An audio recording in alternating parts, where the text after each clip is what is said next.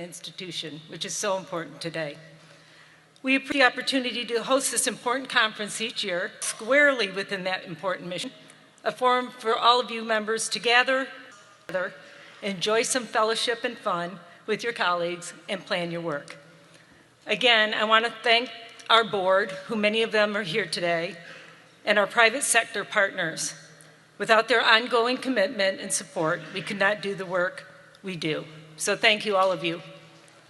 Speaker Johnson, a special thanks to you and your team, as well as Chairwoman Lisa McLean and your team. We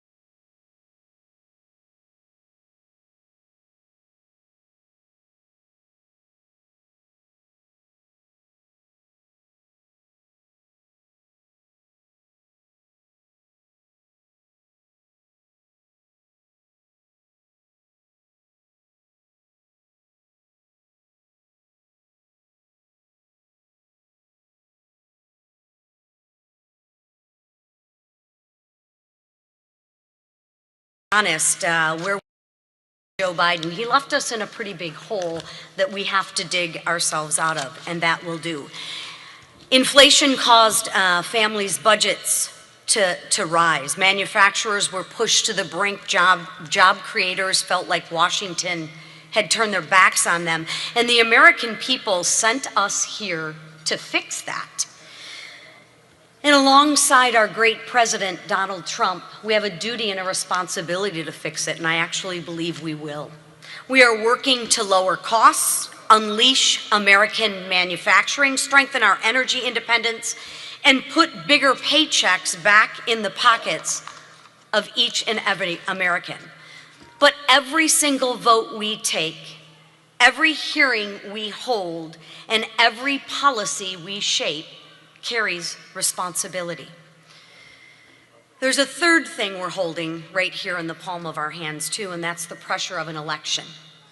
Everyone in this room knows that what's at stake in November. History will tell us that the party in the majority is supposed to lose seats. History tells us that momentum shifts. But I don't know about you, history's been wrong a lot this year. In fact, I think we're about 9-0 when it comes to passing big, beautiful things. The experts say that was impossible. And they were very wrong when they said that we weren't going to elect our current president, Donald Trump. So you know what? I think we are going to defy history again. Now look, I love my life back in Michigan. Before coming to Congress, I had a business, employed several hundred families in and around the state. I loved building things from the ground up. I loved actually being home, right? I loved cooking dinner with my family on Sundays. And like many of you, I had a life that was comfortable and fulfilling. But I left it. I left it because I believe in America. And I left it because I believe America needed change. I believed our country was heading in the wrong direction, and I also believed the window to fix that was getting shorter. And I know every single one of you here feels that same way. We are all here because we love this country, because we all believe in the American dream. We believe in freedom. We believe that hard work should be rewarded, that parents should actually have a say in their children's education and their future, that innovation should be celebrated, and our nation should always stand strong against our enemies. And right now, America is at a crossroads. If we do our jobs, if we stay focused, if we communicate clearly and fight for the people who sent us here, we have the opportunity to do something absolutely remarkable. We can beat history. And if we do, we will cement a legacy that lasts for generations. A legacy where Americans keep more of what they earn. A legacy where manufacturers once again rule the world. And a legacy where our borders are secure, our communities are safe, and our values are defended. But let me be clear about something. This is not about our legacy. This is about the American legacy. Over the next few days, we're going to talk about a lot of issues. We'll talk about fraud. We'll talk about immigration. We'll talk about the costs of things. We'll talk about reconciliation 2.0. We'll talk about strategy, messaging, and how we move the needle on inflation and how we move the needle in a few key districts. That messaging is critical, and we have to get out there and tell the story. So I would invite everyone to join me in the Bobby Jones Villa throughout the retreat. We've set up a studio there. Please use it for any interviews that you may have. We've sent the information to your DC comm staff, but if not, just come to the Bobby Jones Villa. My staff is there. They are happy to help you with whatever you need to communicate the message, because the message matters. But those are all tools that we need to use. What truly, truly matters is the mission. The mission is making sure that the next generation of Americans inherits a country that is stronger, freer, and more prosperous than the ones they were given. I believe we can defy history because we have the right policies and we have the right people. I believe we can defy history because we have the right team right here in this room. And I believe we can defy history because we have a history-defying president that's on our side, and that president is Donald Trump.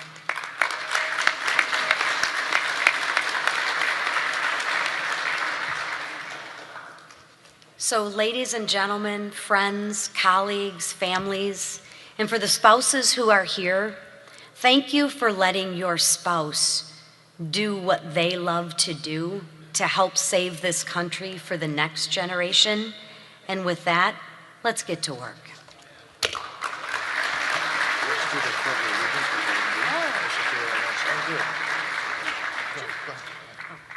We forgot one very important thing, and that was the Pledge of Allegiance. So Mario, you want to lead us? Yes, please stand. All right. I pledge allegiance to the flag of the United States of America and to the republic for which it stands, one nation under God, indivisible, with liberty and justice for all. Thank you. Good.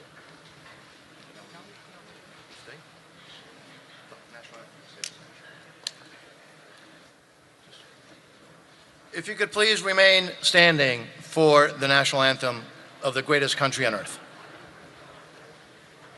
I was going to say.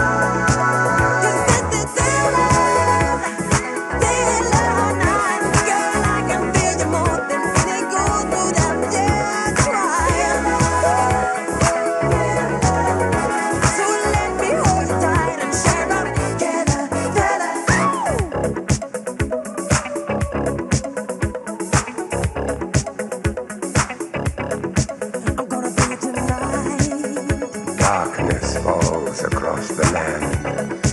The midnight hour is close at hand. Creatures crawl in search of blood to terrorize your neighborhood. And whosoever shall be found without the soul for getting down must stand and face the hounds of hell and rot inside a corpse's shell. I'm gonna do it tonight.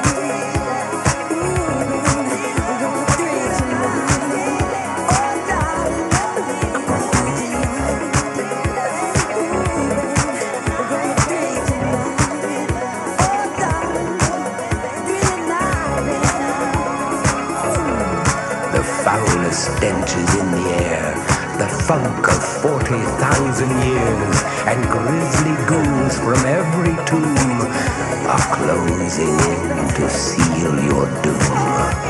And though you fight to stay alive, your body starts to shiver, for no mere mortal can resist the evil of the thriller.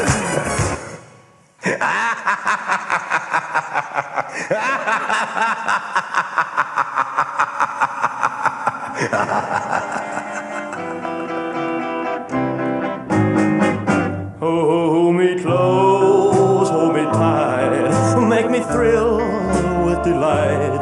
Let me know where I stand from the start. I want you, I need you, I love you with all my heart. Every time that you're near, all my cares disappear. Darling, you're all that I'm living for. I want you, I need you, I love you more and more. I thought I could live without romance until you came to me. But now I know that I will go on loving you eternally. Won't you please be my own? Never leave me alone, 'cause I die every time we're apart. I want you, I need you, I love you with all my heart. Well, I thought I could live without romance until you came to me. But now I know that I will go on loving you eternally. Won't you please be my own? Never leave me alone, 'cause I die every time we're apart. I want you, I need you, I love you with all my heart.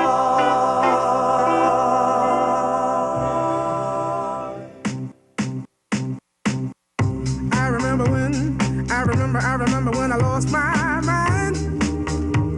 There was something so pleasant about that place. Even your emotions have an echo in so much space. And when you're out there without care, yeah, I was out of touch. But it wasn't because I didn't know enough. I just knew too much. Does that make me crazy? Does that make me crazy? Does that make me crazy? Possibly.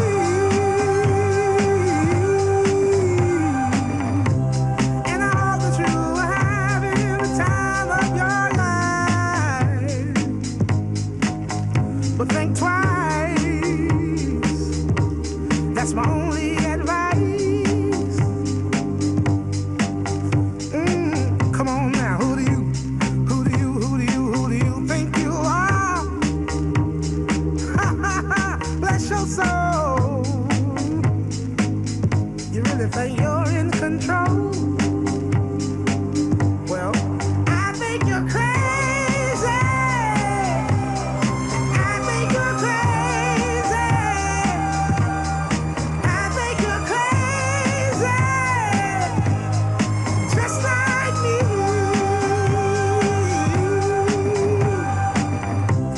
My heroes had the heart to lose their lives. I wanna live. And all I remember is thinking I wanna be like them. Ever since I was little, it looked like fun. If there's no coincidence, I've come, and I can die when I'm done. But maybe I'm crazy. Maybe you're crazy. Maybe we're crazy.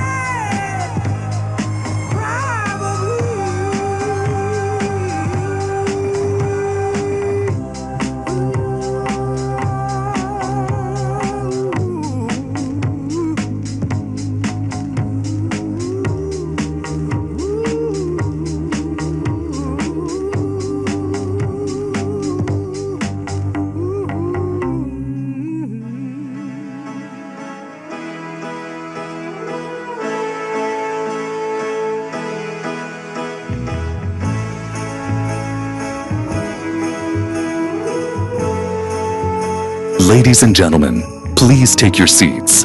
The program is about to begin. Always love you, but long as there are stars above you, you never need to doubt it. I'll make you so sure about it. God only knows what I'd be without you. If you should ever leave me, well, life would still go on, believe me. The world could show nothing to me, so what good would living do me? God only knows what I'd be without you.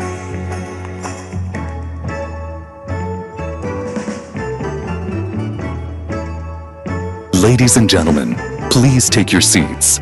The program is about to begin.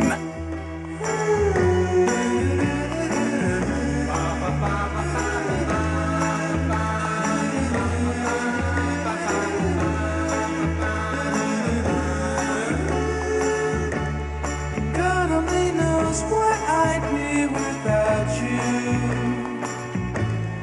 If you should ever leave me, though life would still go on, believe me. The world could show nothing to me, so what good would living do me? God only knows what I'd be without you. God only knows what I'd be without. God only knows what I'd be without. God only knows what I'd be without. God only knows what I'd be. God only knows what I'd be without. God only knows what I'd be.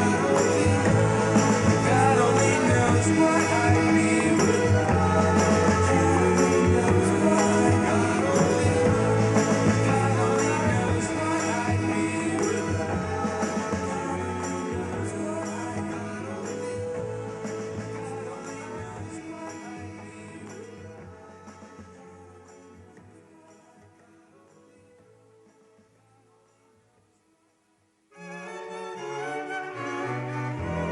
Heavenly shades of night are falling. It's twilight time. Out of the mist your voice is calling. 'Tis twilight time. When purple colored curtains mark the end of day, I'll hear you, my dear, at twilight. Ladies and gentlemen, please take your seats. The program begins now. Shadows gather splendor as day is done. Fingers of night will soon surrender the setting sun. I count the moments, darling, till you're here with me. Together at last at twilight time.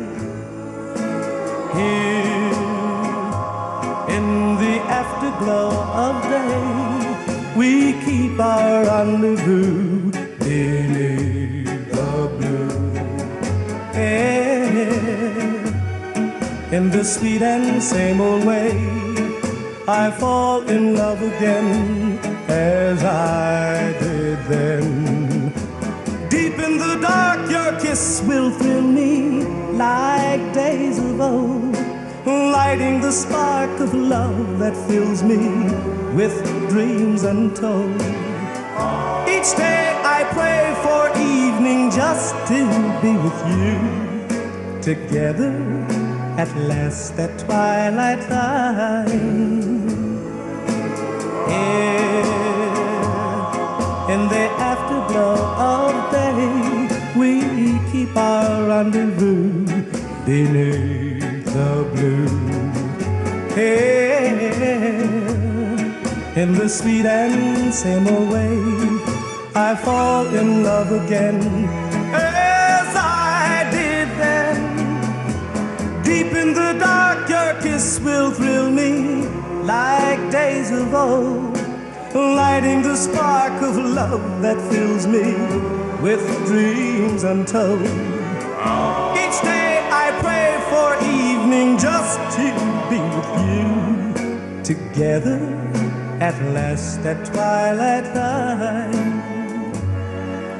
Together at last at twilight time.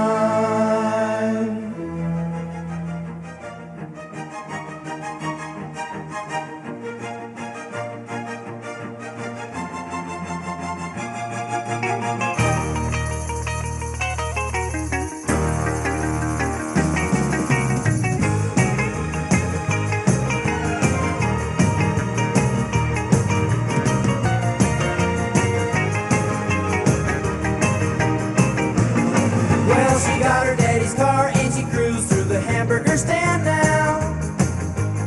Seems she forgot all about the library, like she told her old man now. And with the radio blasting, goes cruising just as fast as she can now. And she'll have fun, fun, fun till her daddy takes a T-bird away. Fun, fun, fun till her daddy takes a T-bird away. Can't stand her 'cause she walks, looks and drives like an ace. You walk like an ace now, you walk like an ace. She makes the Indy 500 look like a Roman chariot race. Like an ace now, you look like an ace. A lot of guys try to catch her, but she leads them on a wild goose chase. Like an ace now, you drive like an ace. She'll have fun, fun, fun till her daddy takes a T-bird away. Fun, fun, fun till her daddy takes a T-bird away.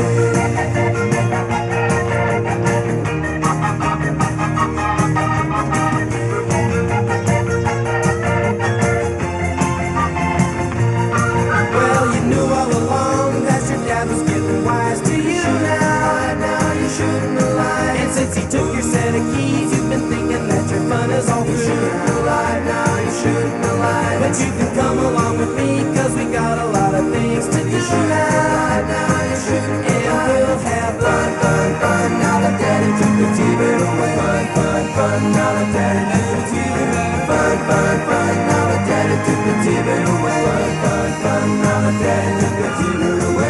Fun, fun, now that daddy took the T-bird away. Fun, fun, now that daddy took the T-bird away. Fun, fun, now that daddy took the T-bird away. Fun, fun, now that daddy took the T-bird away. Fun, fun, now that daddy took the T-bird away. Fun, fun, now that round, round, get around, I get around, yeah, get around, round, round, I get around, I get around, get around, round, round, I get around, get around, round, round, I get around, get around, round, round, I get around, get around, round, round, I get around, I'm getting by.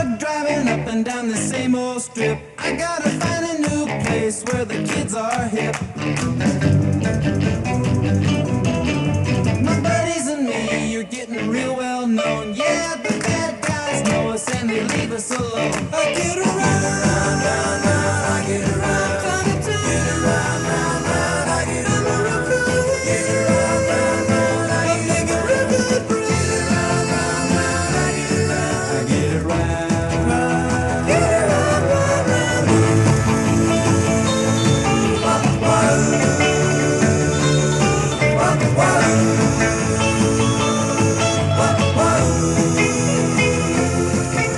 We always take my car 'cause it's never been beat, and we've never missed yet with the girls we meet. None of the guys go steady 'cause it wouldn't be right to leave the best girl home on a Saturday night. I get around, round, round, round, I get around. Get around, round, round, I get around. Get around, round, round, I get around. Get around, round, round. Ladies and gentlemen, please welcome to the stage your House Republican leadership team. Speaker Mike Johnson, Majority Leader Steve Scalise, Majority Whip Tom Emmer, and Conference Chairwoman Lisa McLean.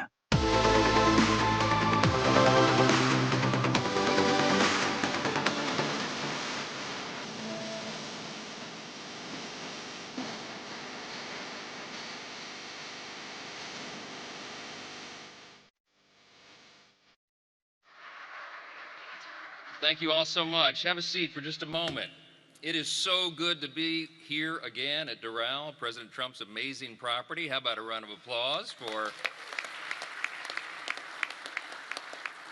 this incredible venue? And the Congressional Institute, we're so grateful for bringing us all together as they have done for many years now.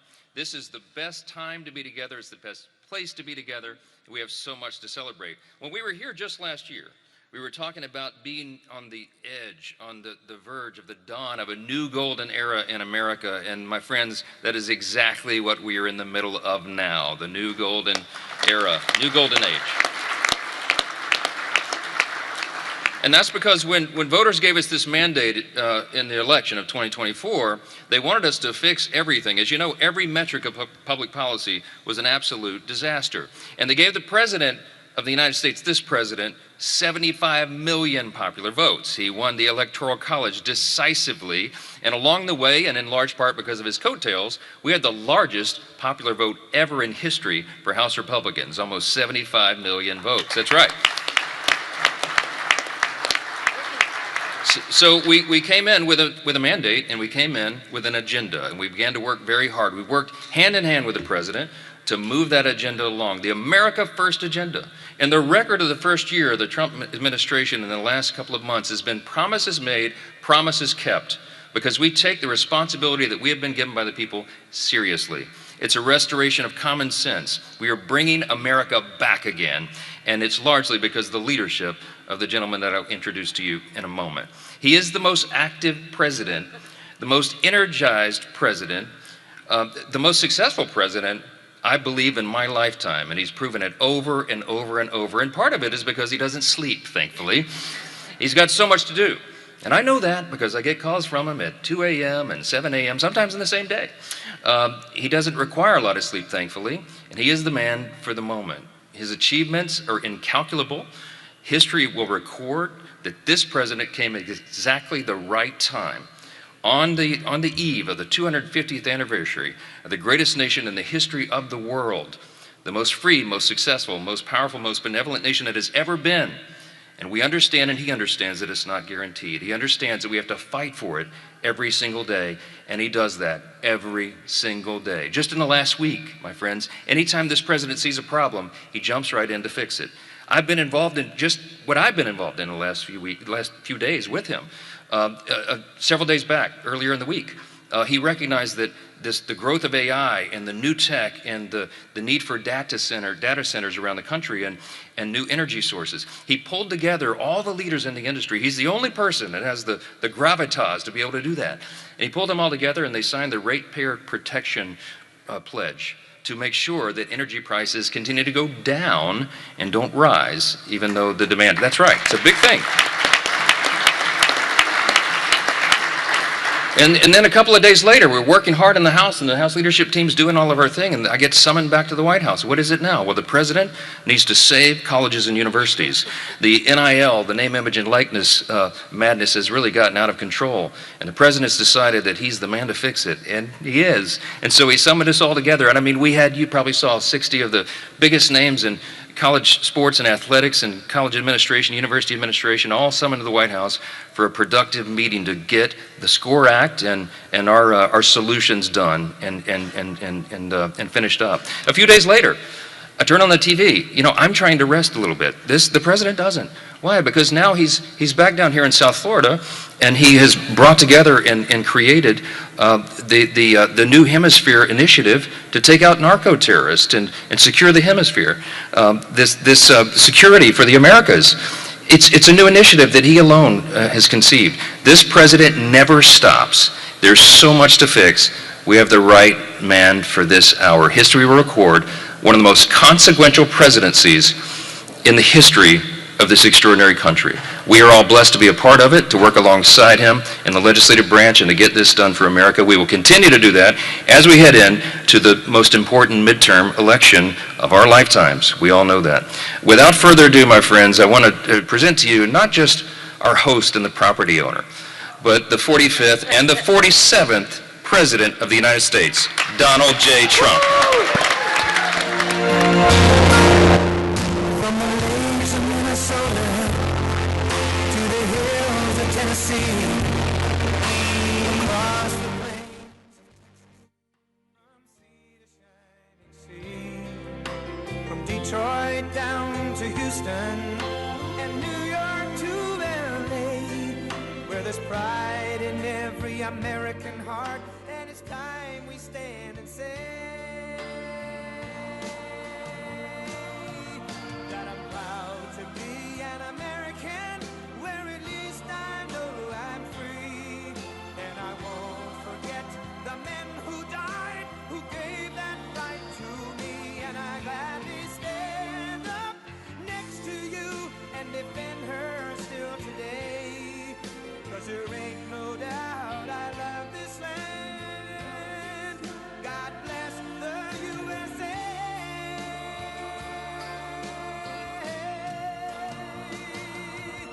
And I'm proud to be an American, where at least I know I'm free. And I won't forget the men who died, who gave that right to me. And I gladly stand up next to you and defend her still today. 'Cause there ain't no doubt I love this land. God bless the USA.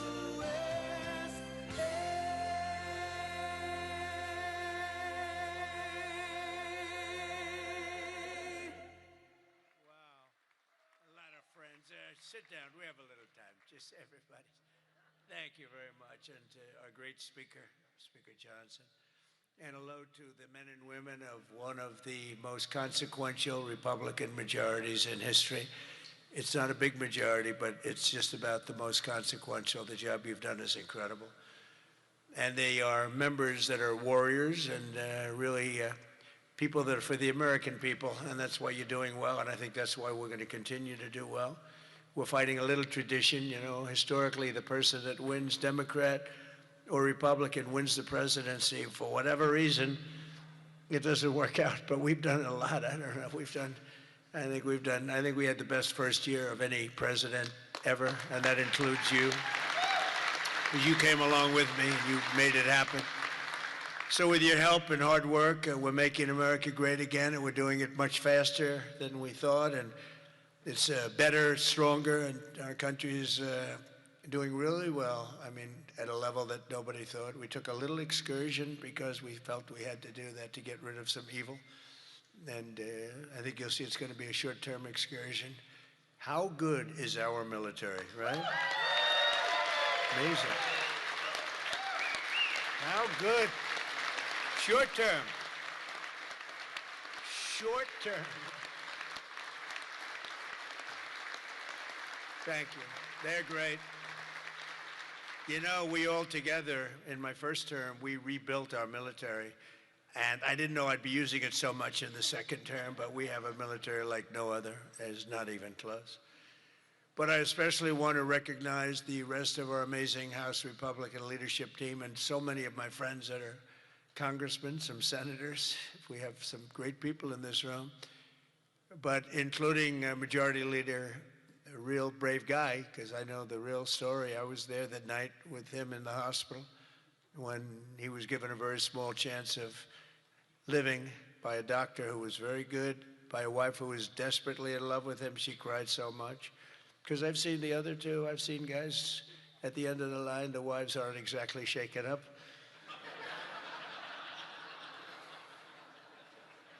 When they don't cry, when they have no tears or any sign of tears, this is not a good sign of a great marriage. But he must have a great marriage, because she was just devastated. She was going to lose her guy. But it worked out that the doctor said more blood was put into him than he's ever seen. He was in big trouble. I looked at him that night and I said goodbye to him, but he made it. He was brave, and look at the way he fought back from so many different things. Steve Scalise.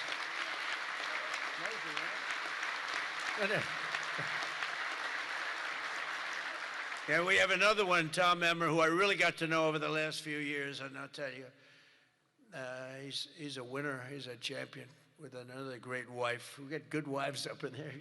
Let's say great wife, fine husband. But Tom is just a real champion and a winner, and you have a problem, you go to him, he gets it solved. So thank you very much, Tom. Great job. You've done a great job. And our conference chairwoman is Lisa McLean, and we all know Lisa. Don't get on her wrong side. It can be a very, very bad experience. Thank you very much. Great job, Lisa. Great job. And a very special thanks. You know, you broke a record. This is over 20 million. This is that's the biggest of these type of events that there's ever been, by a lot. You know, you didn't just break it, you broke it by a lot.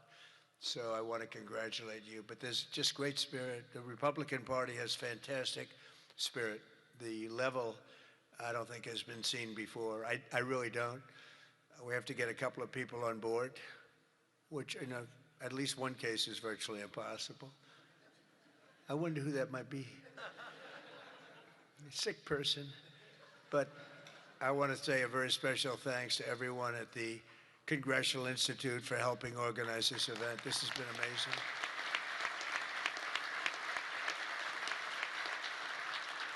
And over the past 9 days, we've been reminded of how vital our Republican majorities are.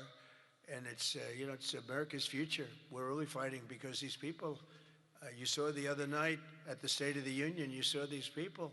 They wouldn't stand for a mother who just lost her daughter by having her throat slit from behind.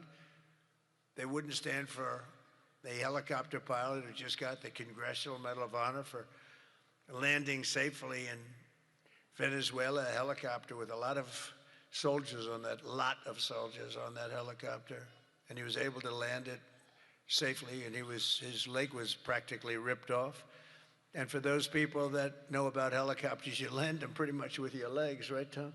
You land them with the legs, and he was in bad shape, and he got that. Not only landed, he landed in exactly the right spot at exactly as blood was pouring down the aisle, which didn't make all of those soldiers in the back feel too good. They're looking at a pilot who's bleeding out. But they didn't want to stand for that. They didn't want to stand for a 100-year-old soldier who had left a legacy of bravery. Everybody talked about it for years, and it was time for him to get the Congressional Medal of Honor. They didn't want to stand for him. There's something wrong with those people, and we can't let them ever be in a position where they can lead this country again or destroy this country again, because we almost lost this country. This country was close to being lost.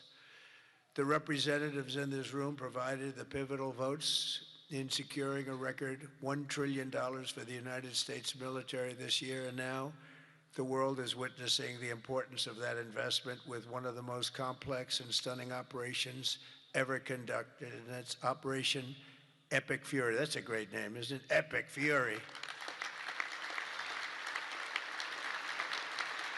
That's even better than Midnight Hammer, which was pretty good too, right? That was where we knocked out their nuclear potential. That was a big day, because if we didn't do that, they would have had a nuclear weapon within 2 weeks. And I think we'd be in a lot different situation.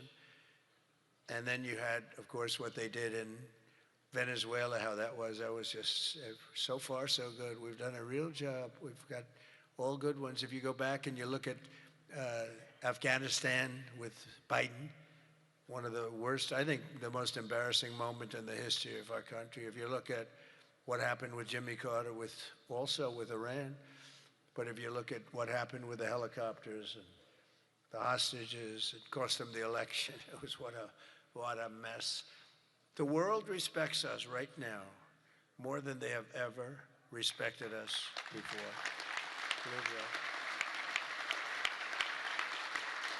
And because of Republicans, you people in Congress, the United States has by far the strongest and most powerful military on the face of the earth. We're the strongest military anywhere in the earth, and now everybody understands it. Together with our Israeli partners, we're crushing the enemy in an overwhelming display of technical skill and military force. Iran's drone and missile capability is being utterly demolished. The Navy is gone. It's all lying at the bottom of the ocean. 46 ships, can you believe it? In fact, I got a little upset with our people. I said, what quality of ship? Excellent, sir. Top of the line. I said, why did we just capture the ship? We could have used it. Why did we sink them? They said, it's more fun to sink them. I said, they like sinking them better. They say it's safer to sink them. I guess it's probably true. But think of it, we knocked out 46, and actually took 3.5 days. Their terrorist leaders are gone. We're counting down the minutes until they will be gone. Think of it, we had leaders, and they're gone. Then we had new leaders, and they're gone. And now nobody has any idea who the people are that are going to be the head of the country, and will not relent until the enemy is totally and decisively defeated.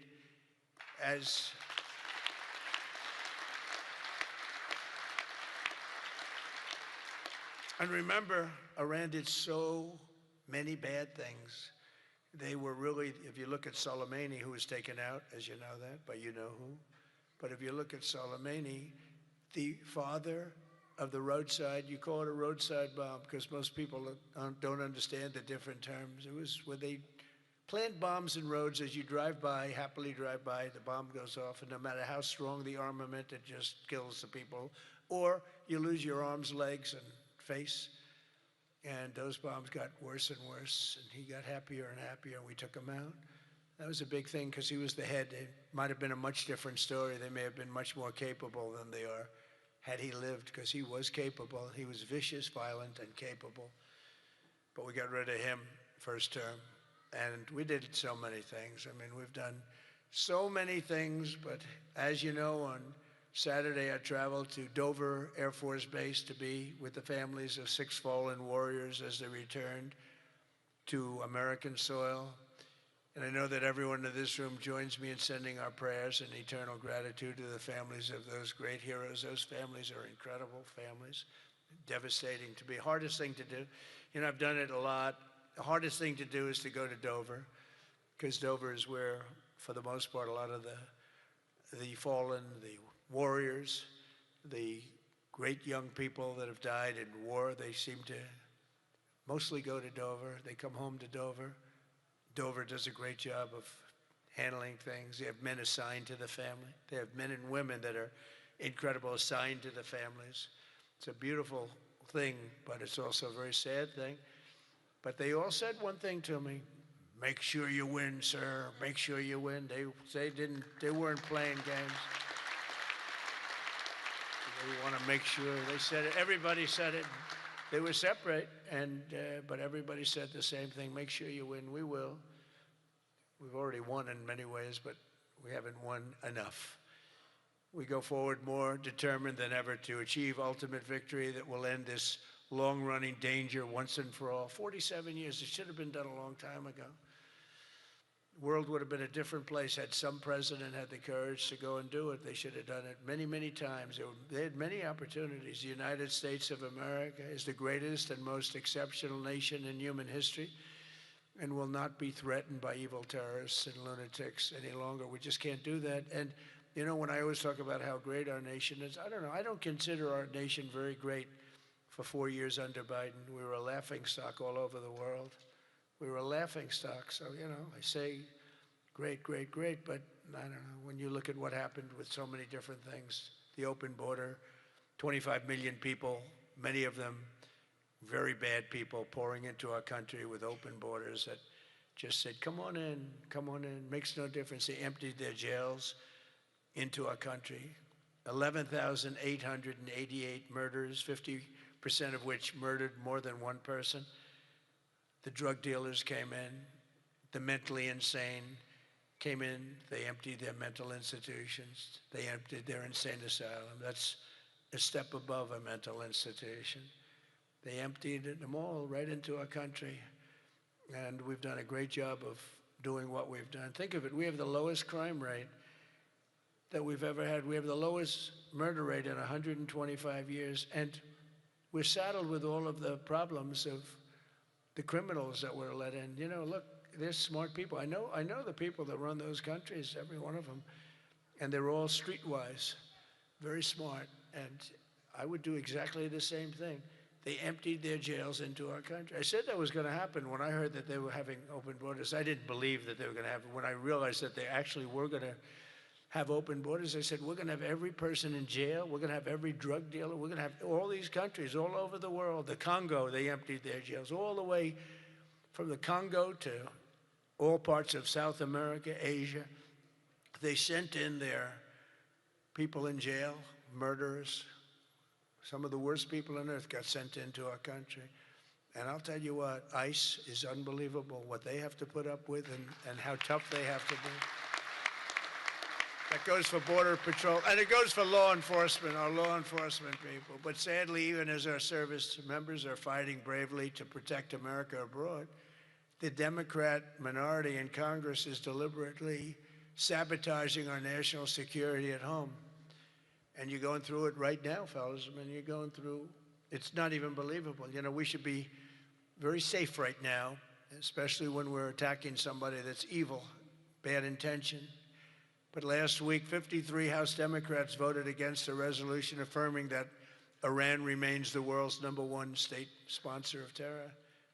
Who the hell would do that? I mean, almost every act, whether it's Hamas or Hezbollah, no matter what, you take a look, it's Iran or Iran sponsored. And even more outrageously, as we speak, Democrats have shut down the Department of Homeland Security. They've got it shut down. Do you believe it? Right now. Because they care more about amnesty for illegal alien criminals than about protecting the lives of American citizens. I mean, take a look at it. The American citizen is being scoffed at by Democrats. It doesn't make sense. None of this stuff makes sense to me, you know, when they sat and they wouldn't stand up for incredible people. They just refused to clap, stand up. By the end of the speech, by the way, they were all standing because somebody was passing them. No, you people are getting killed tonight.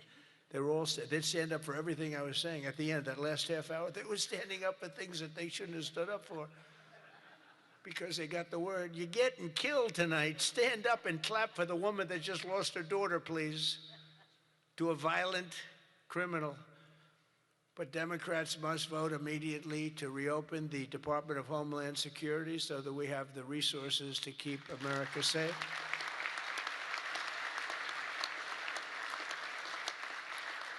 And under our pro-America, pro-worker, pro-family agenda, our country is winning again and America is respected again. And I think we have a country that's as hot as it's ever been, ever before, maybe hotter. And I say it all the time. The king of Saudi Arabia said it to me better than anybody could say it. He said, you know, I get along with him very well, very smart person. He said, you know, a year and a half ago, your country was dead, absolutely dead. We never thought it was coming back. And now you have the hottest country anywhere in the world. It's true. We're the hottest country anywhere in the world by far. And that's before we showed off our military strength with Venezuela and now with Iran. You know, Iran was supposed to be this big, powerful country. We wrapped the hell out of them. And, you know, I don't know when they cry uncle, but they should have cried it 2 days ago, right? But they don't have anything left. In our country, inflation is plummeting. Incomes are rising. The economy is surging. Our border is the most secure at any time in American history. And the murder rate is the lowest in 125 years. That's before my father was born. My father was born 6 years later than that. I don't know if he'd like me to say that. Never liked to talk about his age. He said, don't talk about that. But think about 125 years ago, 1900, the year 1900. The stock market has set 53 all-time record highs since the election. And it's going to go a lot higher as soon as we get rid of this stuff that we're doing right now, that we really had no choice. I mean, I asked people, I said, would you rather do this or would you rather go along nice and smoothly, but eventually have a catastrophe the likes of which perhaps the world has never seen? And just about everybody says, except for lunatics, said, no, you had to get it done. Should have been done a long time ago. The average 401k is up almost $35,000. Think of that. It's at the best they've ever done. And I think you're going to see some real numbers when this gets, because this was always a dark cloud hanging over not only Israel, which was going to get wiped out. You know, if we didn't do that B-2 attack, Israel would have been wiped out. They would have had a nuclear weapon within 2 weeks after that. And even now, I think they were looking to take over the Middle East, because when you look, and we have pretty good proof, all of those missiles that were so stupidly aimed at Qatar, Saudi Arabia, UAE, they were all aimed, and others, at countries that were sort of like, leave us alone. They were all right. They were sort of neutral, but they weren't doing it. All of a sudden, they're getting hit with missiles. And they could have gone one of two ways. They could have gone toward their side, like, we're with you, or they could have gone with our side, and they really went with our side, and they've helped us, and they've been a big force. But they got hit. But they were going to be hit with us. Had we not done the B-2 raid, and if we not done this one where we said, nope, it's time to go in, we have to go in, have no choice. Number one, if we didn't go in, they would have come in after us, because I see the Democrats trying to justify it, and they're failing because the voter on the street is saying, you've got to be kidding.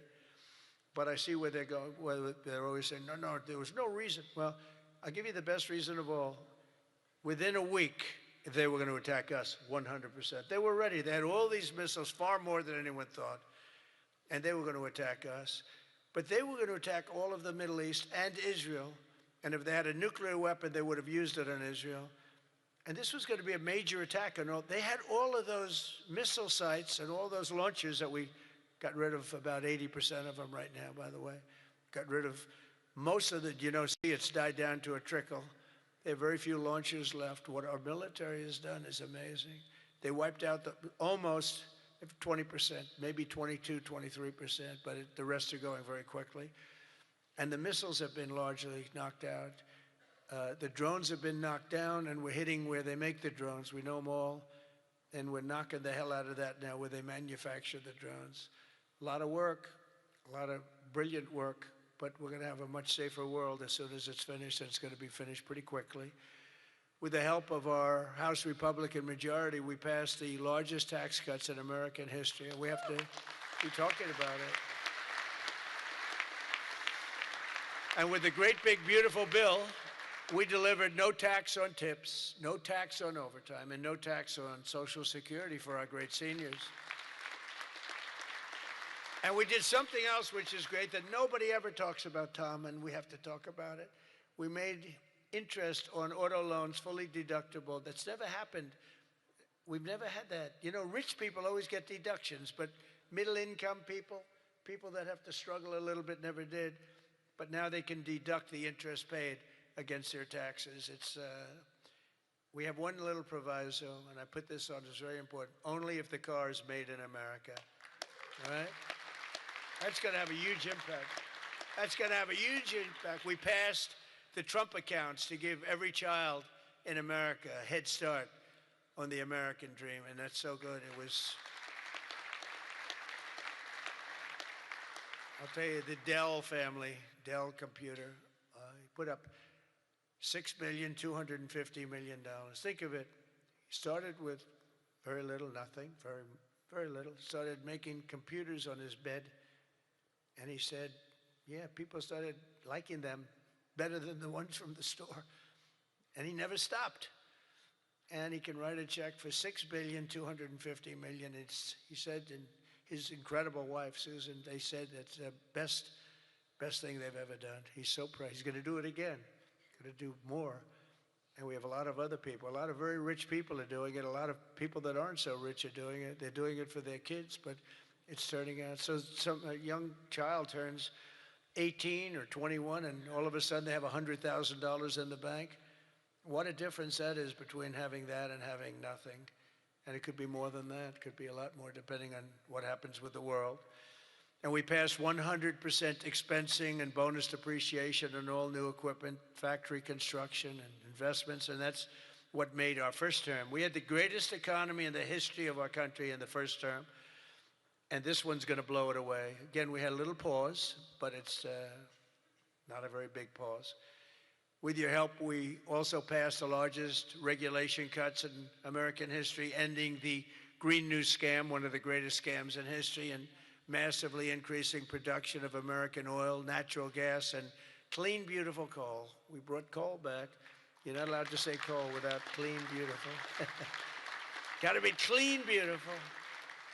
China uses coal. They're building about 65 massive coal plants right now. But China, great respect for China, but you know, they make all the windmills, right? The only thing they don't do is use the windmills. They make them.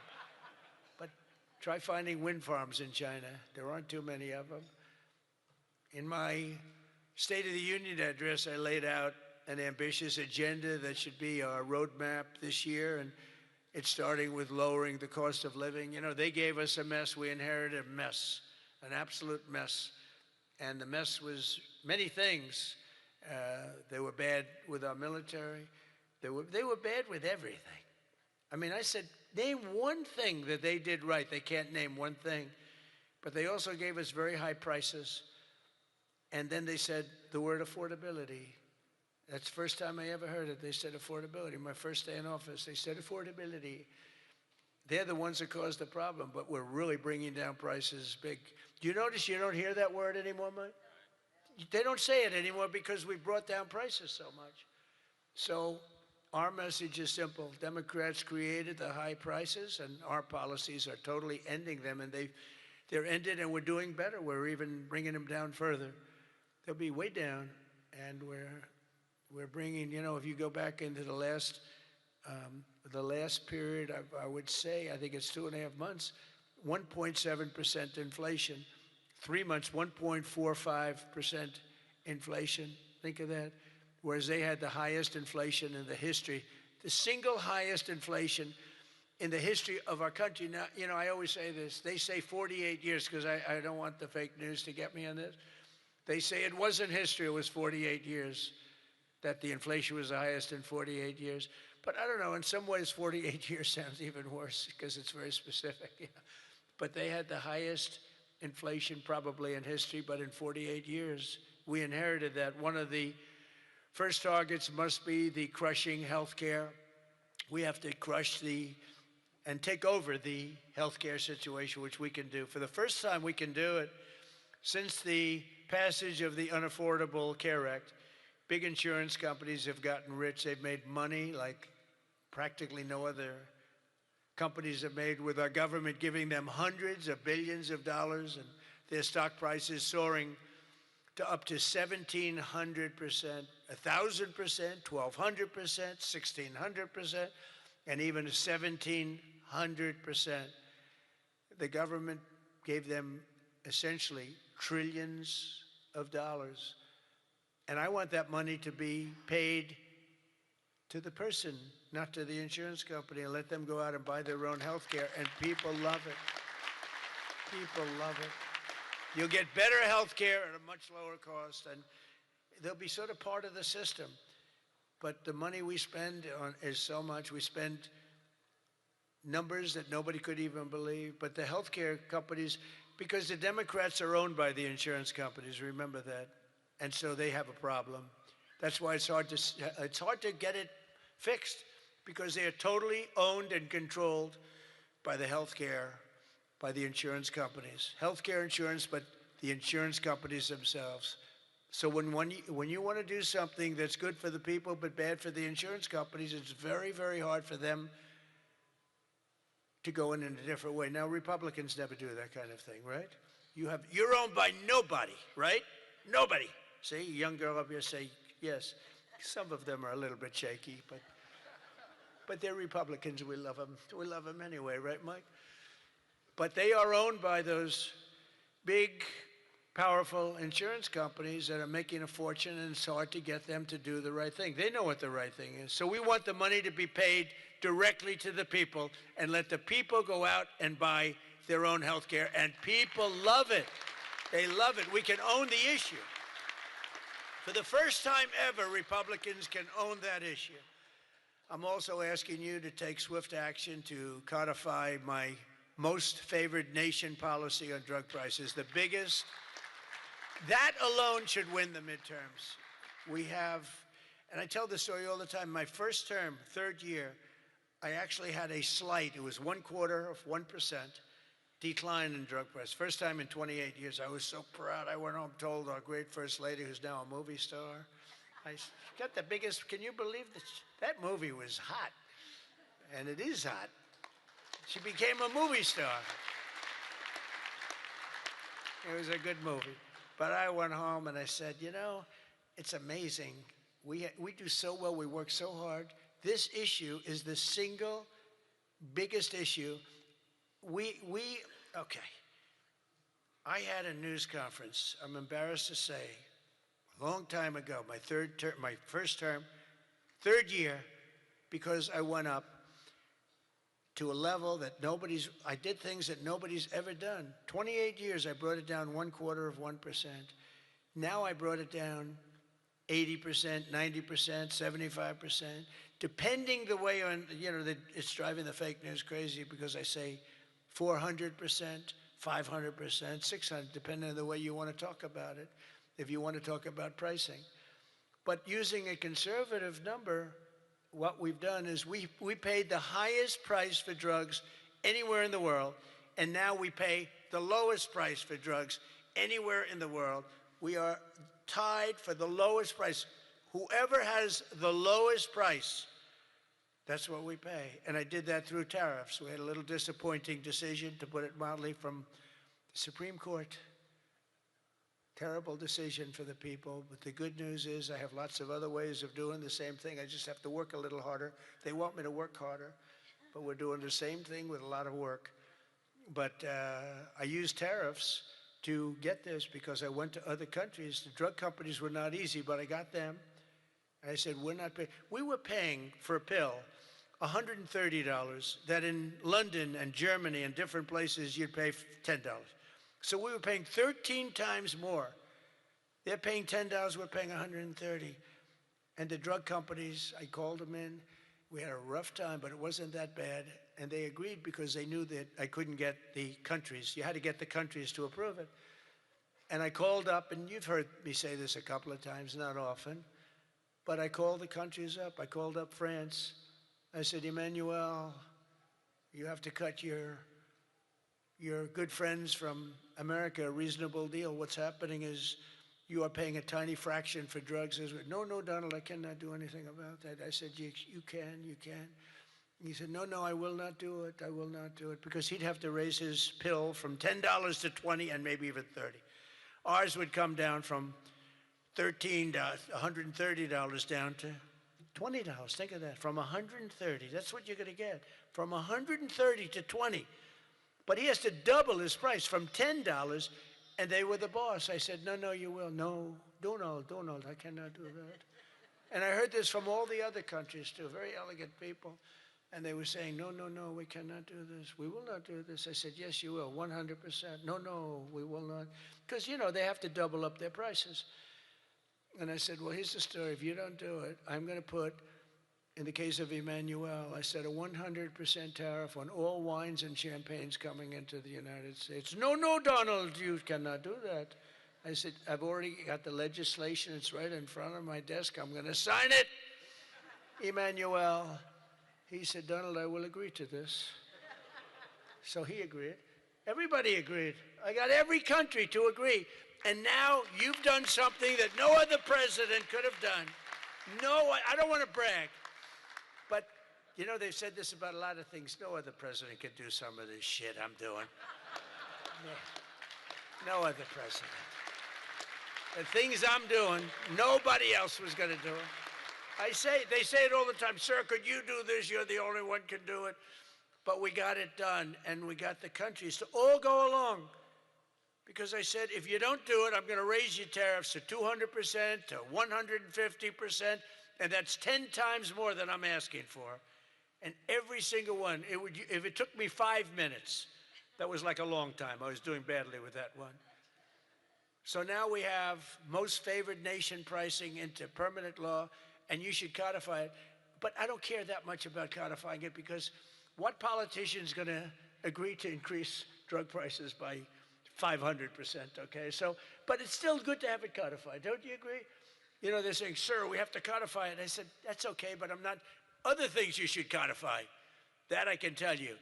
This one, you should codify, because you want to take credit for it. You want to take credit for it. So if you can, please codify it, get out there and codify. You're getting an 80%, 85%, 55%, 70% reduction in drug prices. Codify it. But if you don't, no president's going to raise it, in my opinion. Although they are crazy, you know, these people are crazy. They could find a way. You better get it codified. And as we work to bring down interest rates so that more Americans afford a house, I'm also asking you to ban the Wall Street firms, large Wall Street firms, institutional investors, from buying up thousands and thousands of single-family homes, hundreds of thousands of homes, because homes really are for people, not for hedge funds. We want to get the market out so they can do it, and we're stopping it. We want people to be able to buy a house. It's the American dream. Buying a house is a part of the American dream. And we must also stand up for the safety of our citizens. One of my guests at the State of the Union was Anya Zarutska, the mother of beautiful 23-year-old Ukrainian girl who was stabbed to death on a train in North Carolina by a deranged criminal, arrested more than a dozen times. And I had the mother, as you know, at the State of the Union, and she was devastated. Beautiful woman, devastated, uncontrollably devastated. And we couldn't get one Democrat to even clap. The Republicans clapped and went wild, and they loved her. Not one Democrat in that whole room even thought about clapping. They sat there frozen-faced. Disgusting. House Republicans should get every member of Congress on record and pass a tough new crime bill that imposes harsh penalties for dangerous repeat offenders, which this nut was, cracks down on rogue judges and prosecutors, and ends no cash bail once and for all. No cash bail is a big part. I mean, you have a man murder somebody, and by that afternoon, he's out on bail. No cash bail. It's a huge problem. We also need to end deadly sanctuary cities, and you have bills before you now, and you're working on things, but hopefully you can do that, Mike, because it's terrible. They're sanctuary for criminals. That's all they are, sanctuary for criminals. They fight ICE all the time. That was the problem up in Minnesota. They had a lot of criminals in there. They wouldn't give it to us. And to stop illegal aliens who cannot even speak English from driving 18-wheel tractor trailers. They have no idea what they're reading. I wouldn't be able to do it in their countries. There's arrows, there's speed limits. They have no idea what they're reading. And in many cases, they're on drugs on top of that. We need to ban any state from granting commercial driver's licenses to illegal aliens. Have to do it. And I want to thank House Republicans for passing another common sense measure. I would think it's the easiest thing. I just told Mike. You know, you were at $19 million. I have to say this because I've never contributed. I was a huge contributor for years and years. Once I became president, I never contributed any money, because the greatest thing about being president is I no longer have to contribute. Nobody ever asked me for money. They asked me for my endorsement. I've endorsed just about everybody in the room. But keep winning, right? Yeah. 124-0 this Tuesday. 124 wins, no losses. Is that good? And there were some rebels. We endorsed a few rebels, right? A few that Mike was saying, it's going to be a tough one. But we're 124-0. But as president, nobody ever asked me for money. And as president, you know, like as president, you sort of don't make campaign contributions. It doesn't even. But I heard you were at $19 million today. I said, has that ever been done? No, sir, it's a record. But 20 would sound better, right, Mike? Yes. He said, I'm going to give you $1 million. It's the first time I've done that. I never did it before. I never did it before.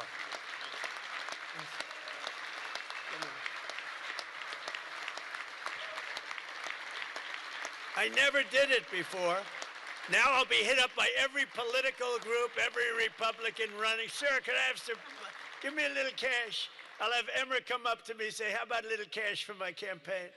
I will no longer have the excuse that as president, anyway, no, but we had to hit the 20, right? We had to hit the 20. That was a hell of a thing. You beat it by a lot. You beat the record, the previous record by a lot. But I want to thank House Republicans for passing another common sense measure. To me, the easiest of all, the Save America Act to protect our sacred American. Look at this.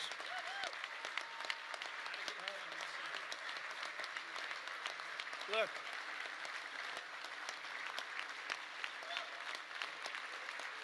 It's the easiest thing we have. I can't, it's the easiest thing we have. Now, the problem is you call it the SAVE Act.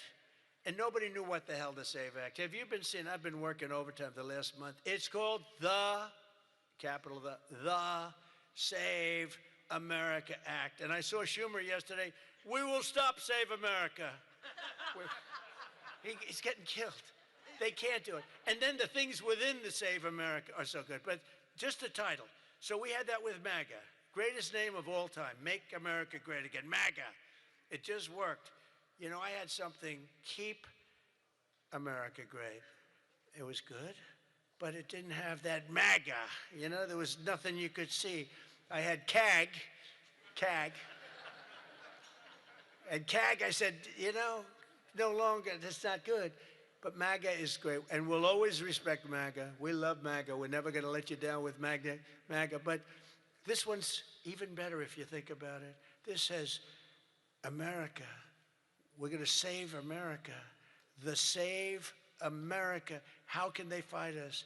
The Save America Act. And I've watched them. I watched Schumer, who's horrible. What a horrible politician. He is now a Palestinian officially. He is registered as a Palestinian. He's taken the biggest turn of any human being I've ever seen. He's gone from totally pro-Israel to totally pro-Palestinian. He wants to protect the Iranian people that are quite nasty. But it's very simple. All voters must show the act. Voter ID. Ready? This is not complicated. Voter identification. Now, I have a whole list, but I don't want to put, I have like hundreds of things on the list. If you go shopping, if you do this, if you buy a car, if you license a car, if you point to everything you need to have identification. So all voters have to show identification. ID. All voters must show proof of citizenship in order to vote. So you have ID and you have citizenship. So far, good. No mail-in ballots except for illness, disability, military, or travel. Mail-in ballots are a disaster. Jimmy Carter, the best thing he ever did, he headed a commission after he was president. It was the single best thing, and he did a thing on mail-in ballots. He said mail-in ballots should not be allowed because they are inherently dishonest. And we have seen it time and time again, and we just keep going with it. And I put that down as a top 3. Look, no mail-in. Now, you have the exceptions for the military, and I would even say foreign-based military. But for the military, for disability, for illness, and if you're traveling, you have an excuse. And I was lenient on that.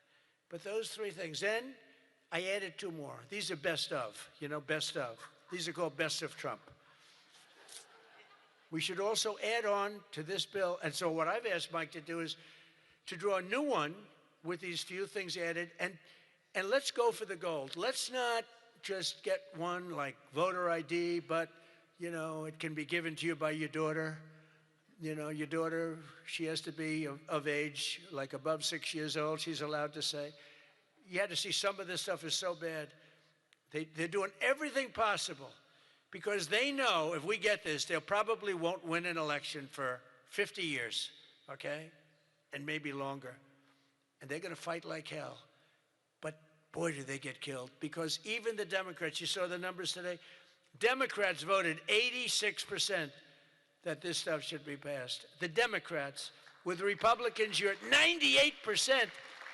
But Democrats are at 86, except for the people that run the Democrat Party, because they want to try and win elections illegally. It's the only reason you vote against voter ID is because you want to cheat. There's no other reason. They come up with reasons. They say, it's racist. That's their number one, racist. Then you have to explain it, and they're just sitting there mumbling. They can't explain it. And it's actually very insulting when they use the term racist. Very insulting to the people that they're trying to so-called defend, but they're not defending. Then I wanted to add two more to it because they're, I say 95%, maybe 100%. No men in women's sports, very simple. Add that in. And I wanted to add in one other, I'm not even adding in no open borders because, you know, there's some people that like open borders. These people are crazy, but that's okay. Because I want 5 things that are like close to 100%. No transgender mutilation surgery for our children. You can't have transgender for our children. So those 5 things, 5 things. Voter ID, citizenship, mail-in ballots, no mail-in ballots, right? We don't want men playing in women's sports. That's got to be about close to 100%. We don't want men playing in women's sports and no transgender mutilation of our children. Now, that should be the easiest thing to get past that you've ever had. Each one, it's best of Trump. Those are best of Trump. I have some that are very popular, but I wouldn't put them in that category. This is the number one priority. It should be for the House. And I'd like to ask Tom, Steve, Mike, all of you, if you would, I'd like to have you go back and Lisa, hello, darling. She was screaming her affirmation of what I said. The kid went wild. She was so happy that somebody finally said, let's vote on this. Lisa, you're going to get it done. Okay, I'm going to count on you. Forget the men up here. I'm going to count. Deal. But it's actually a matter in a serious way of national survival. We can't have these elections going on like this anymore.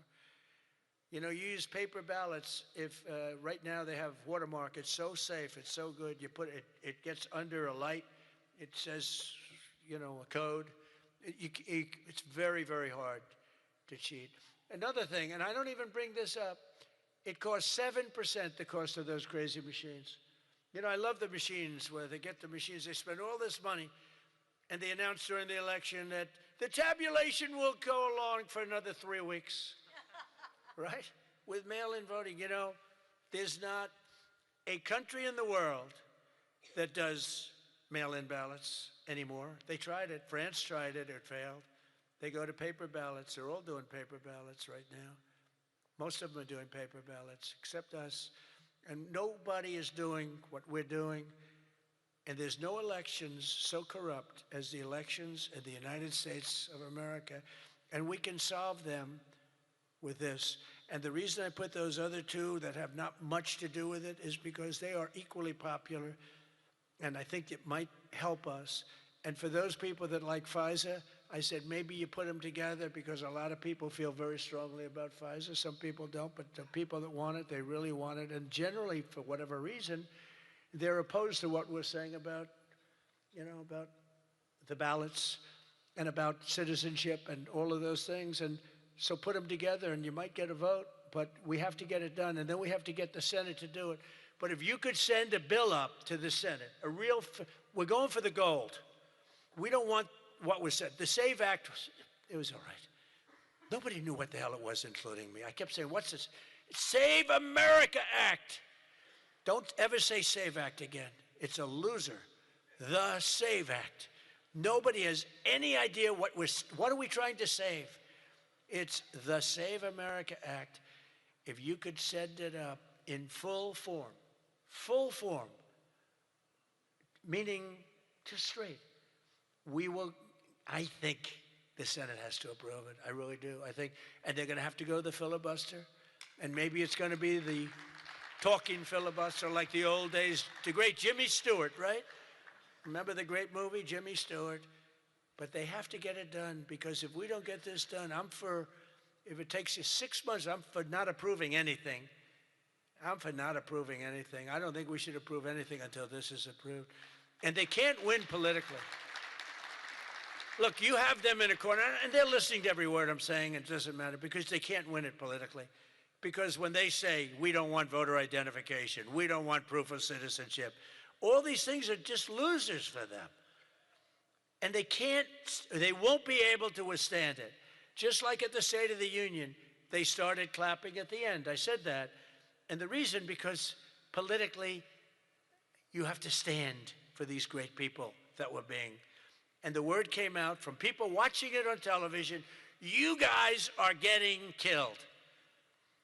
And this is an even bigger example.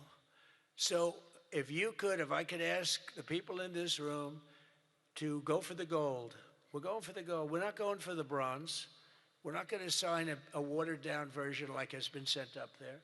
Let's go for the gold, and let's just not accept anything else. I'll tell you what, I'm willing to just sort of say I'm not going to sign anything until this is approved. I really am. That's how bad it is. And we're going to have to push the Senate, because you have 4 or 5 senators that are, I don't know, 4 or 5 Republican senators. You'll have to explain them to me, but we're not going to get into that. But we're going to push them to get it done, because I don't think you can politically exist if you're not going to do voter ID and these things. I don't think the people in this country will stand for it. So I'm making my biggest plea tonight. It'll make you, and I'm not doing it for this reason at all. It'll guarantee the midterms. It'll guarantee the midterms. If you don't get it, big trouble, my opinion. If you get this, your midterms, and they know it. For 2 reasons. Number 1, they won't be able to cheat. And number 2, the people are demanding it. Every time I go out, Save America, sir, Save America Act. We want the Save America Act, sir. That's all they talk about. They don't talk about housing. They don't talk about anything. That's what they talk about. And if you send it up there, you're going to win the midterms at levels that you can't even believe. And you're going to win every election for a long time until somebody really screws things up, and hopefully that won't happen. But I've never been more confident that if we keep these promises and deliver in this popular agenda, the American people will stand with us in overwhelming numbers, just as they did in 2024. I heard Mike say it's actually 78 million votes, but it was actually 86. You know, they cheated like hell, but it was too big to rig. Remember? I won 3 times. First time was great. Second time, they cheated like hell. It was COVID. And their cheating was at an inspirational level.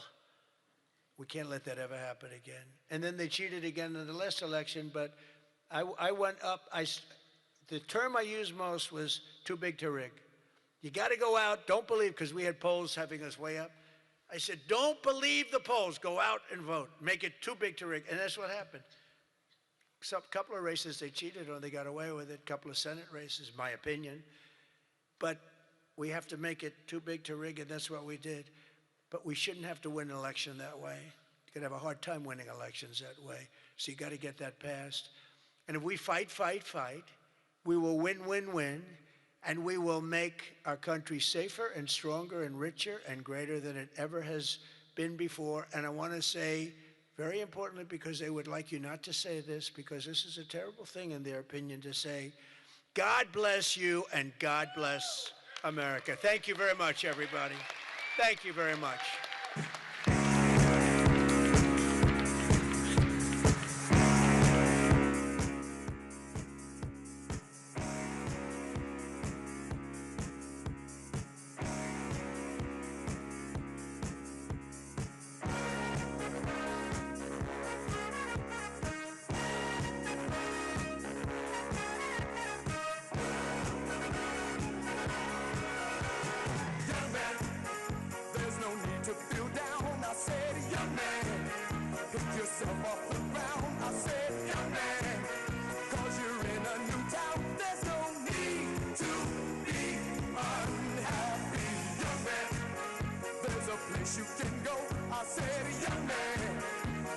short on your dough, you can stay there, and I'm sure you will.